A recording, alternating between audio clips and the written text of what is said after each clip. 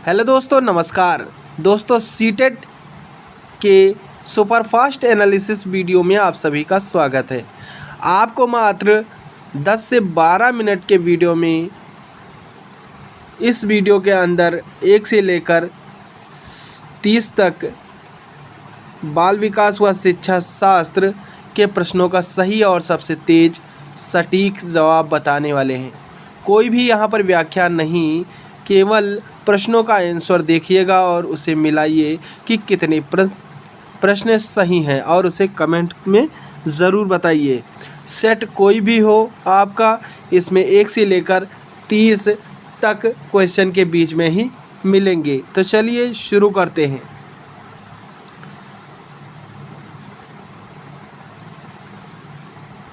निम्नलिखित कथनों को पढ़िए तथा सही विकल्प का चयन कीजिए। इसमें कथन दिया हुआ था आपका, जिसमें एक अभिकथन ए था, शिक्षकों को विद्यार्थियों में विशेष जातीय समूहों के बारे में रूढ़िवादिता को तोड़ने के लिए कड़ी मेहनत करनी चाहिए। तथा कारण जो है आर दिया हुआ था, शिक्षा का एक प्रमुख उद्देश्य विद्यार्थियों को समालोचनात्मक आत्मचिंतन के लिए प्रोत्साहित करना है। तो इसका जो राइट आंसर हुआ था वह था ए और आर दोनों सही है तथा आर ए की सही व्याख्या करता है। तो अगर आपने तीसरा नंबर क्वेश्चन मारा था तो बिल्कुल सही आंसर लगाया था। नेक्स्ट क्वेश्चन जो दूसरा नंबर का क्वेश्चन था वह था, निम्नलिखित में से कौन सा आंतरिक अभिप्रेरणा का उदाहरण है।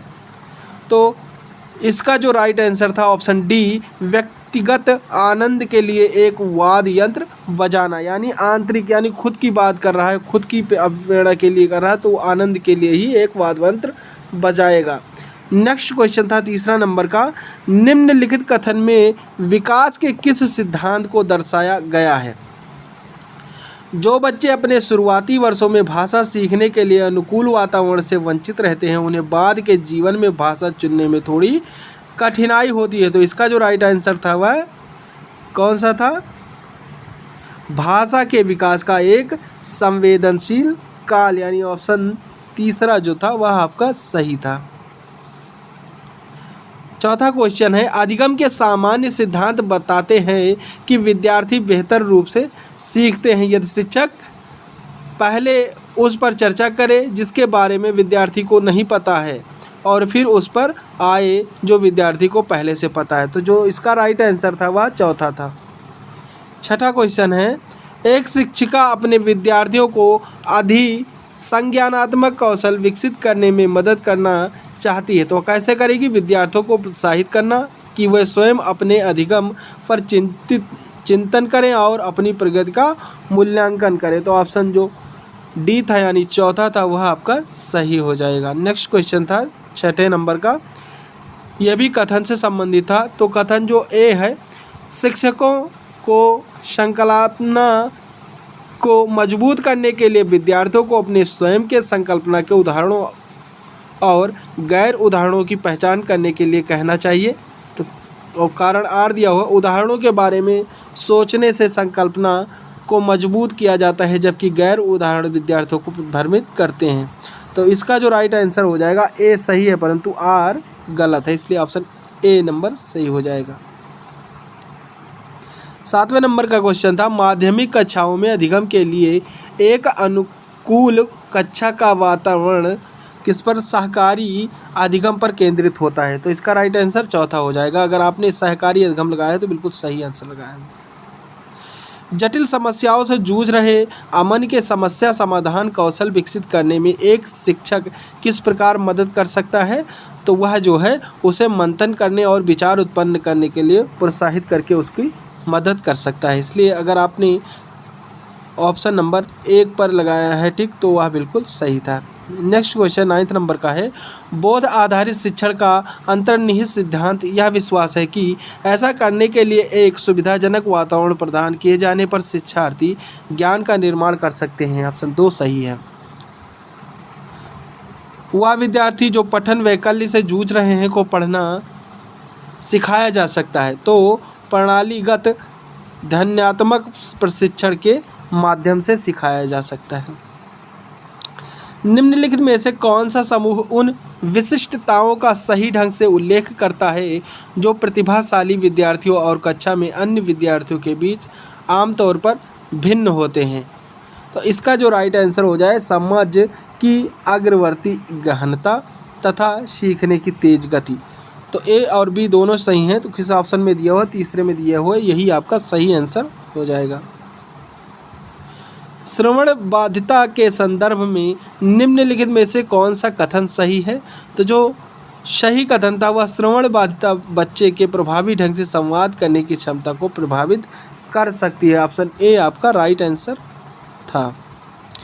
समावेशन के संदर्भ में पाठ्यचर्या सीखने की अपेक्षाएं डाट में समान है जबकि डाट में भिन्न है। तो यहाँ पर क्या भरा जाएगा? तो इसमें जो है समायोजन और संशोधन हो जाएगा। ऑप्शन 3 आपका राइट आंसर हो जाएगा। संरचनावादी सिद्धांतकारों के अनुसार निम्नलिखित में से कौन सा कथन सही नहीं है? तो जो सही नहीं है वह है दूसरा, प्रभावी अधिगम सुनिश्चित करने के लिए शिक्षार्थी को बाहरी रूप से प्रेरित करने की आवश्यकता है।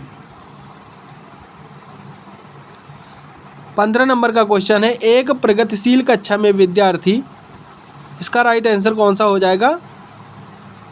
इसका राइट आंसर हो जाएगा BCD, यानी शिक्षक से प्रश्न पूछ सकते हैं, एक दूसरे से प्रश्न पूछ सकते हैं तथा स्वयं से प्रश्न पूछ सकते हैं। अर्थात आपने अगर 2 नंबर पर टिक लगाया है तो आपका आंसर बिल्कुल सही हो जाएगा। बुद्धि के संदर्भ में निम्नलिखित में से कौन सा दृष्टिकोण शिक्षार्थियों के बीच विविधता के सम्मानपूर्ण विचार का समर्थन करता है? तो बुद्धि बहुआयामी है और समय के साथ बदल सकती है। ऑप्शन 3 आपका राइट आंसर हो जाएगा। पुल्लिंग या स्त्रीलिंग होने से जुड़ी अपेक्षाओं को मतलब क्या कहते हैं, जेंडर भूमिकाएं कहा जाता है और उन्हें बाल्यावस्था की सभी अवस्थाओं से लेकर वयस्क में भी सीखा जा सकता है। अर्थात ऑप्शन ए आपका राइट आंसर हो जाएगा। लॉरेंस कोहलबर्ग से क्वेश्चन था कि लॉरेंस कोहलबर्ग के सिद्धांत की आलोचना कैरल गिलिन द्वारा क्या की गई? नैतिक तर्क में लैंगिक भिन्नताओं की उपेक्षा करने के लिए की गई थी। ऑप्शन ए आपका सही आंसर हो जाएगा। निम्नलिखित में से किसने सामान्य बुद्धि की अवधारणा की आलोचना की और बुद्धि का एक वैकल्पिक सिद्धांत प्रस्तावित किया? तो यह जो है हार्वर्ड गार्डनर ने किया था। 20 नंबर का क्वेश्चन है आपकी स्क्रीन पर, समावेशी शिक्षा में क्या शामिल है? तो इसका राइट आंसर हो जाएगा 4th नंबर का कि विद्यार्थियों का उनकी योग्यताओं के आधार पर पृथक्करण व वर्गीकरण करना। ऑप्शन 4 सही है। समालोचनात्मक चिंतन में प्रमाण की क्या भूमिका होती है? तो प्रमाण की भूमिका जो समालोचनात्मक चिंतन में होती है वह प्रमाण का तार्किक और सुनियोजित रूप से मूल्यांकन किया जाना चाहिए। निम्नलिखित में से कौन सा प्रश्न बच्चों के समालोचनात्मक व रचनात्मक चिंतन को बढ़ावा देता है? तो पानी के बीज के लिए सबसे अच्छा तरीका कौन सा हो सकता है और क्यों? यही आपका राइट आंसर सही है। निम्नलिखित कथनों को पढ़िए तथा सही विकल्प का चयन कीजिए। इसमें कथन दिया हुआ है, जो अभी कथन ए है वह क्या कह रहा है? बच्चों में संज्ञानात्मक विकास पर भाषा के प्रभाव पर जीन पियाजे और लियो वाइगोस्की के दृष्टिकोण में भिन्नता है तथा जो कारण है वह आर क्या कह रहा है? खोज अधिगम में शिक्षक अवसर प्रदान करता है और विद्यार्थी स्वयं जानकारी प्राप्त करने के लिए उन्मुख होते हैं।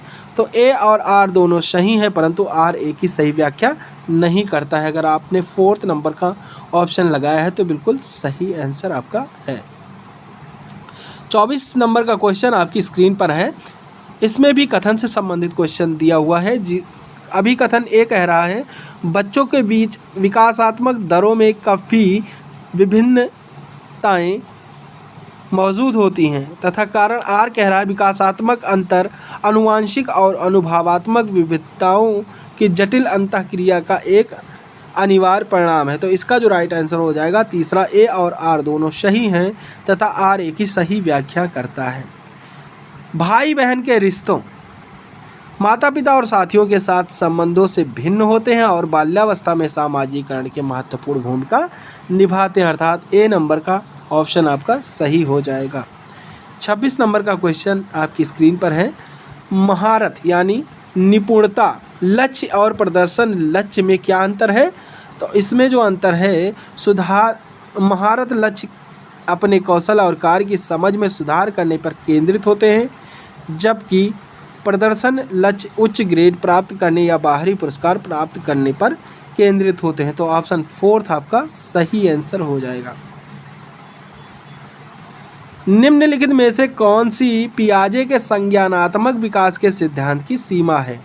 तो वह संज्ञानात्मक विकास पर सांस्कृतिक और सामाजिक कारणों के प्रभाव को ध्यान में नहीं रखता। ऑप्शन 3 आपका सही हो जाएगा। 28 नंबर का क्वेश्चन आपकी स्क्रीन पर है। पियाजे के अनुसार गुणात्मक रूप से 4 विभिन्न अवस्थाएं, तो कौन कौन सी अवस्थाएं थी, बच्चों के विकास के सार्वभौमिक पैटर्नों का प्रतिनिधित्व करती है। ऑप्शन 3 आपका सही हो जाएगा। लियो वाइगोस्की का मानना था कि विकास सीधे सामाजिक संपर्क के परिणाम से होता है। तो ऑप्शन 3 आपका सही हो जाएगा। 30 नंबर का क्वेश्चन जो कि सबसे लास्ट क्वेश्चन था, यह क्या कह रहा है, इसमें आपका अभिकथन से संबंधित है। प्रत्येक वर्ष लता, जो कि कक्षा 7वीं की शिक्षिका है, उनके क्षेत्रों में कैरियर व चर्चा करने के लिए एक महिला गणित प्रोफेसर और एक पुरुष नर्स को अपनी कक्षा में आमंत्रित करती है। तो इसका जो कारण आर है, लैंगिक जेंडर अंतर जन्मजात है और समाज के माध्यम से अधिग्रहित नहीं है। तो इसका जो राइट आंसर हो जाएगा, ए सही है परंतु आर गलत हो जाएगा। तो इस प्रैक्टिस सेट में आप लोग कमेंट करके बताएं आपका क्वेश्चन, मतलब आपके कितने क्वेश्चन सही गए हैं, वो कमेंट कर दें। और नेक्स्ट प्रैक्टिस सेट देखने के लिए और नेक्स्ट ऐसे ही आंसर कीज देखने के लिए आप हमारे चैनल को सब्सक्राइब कर बेल आइकन दबाएं, जिससे कि हमारे वीडियो डालते ही आपको नोटिफिकेशन मिल सके। तो चलिए, थैंक यू। जय हिंद, जय भारत।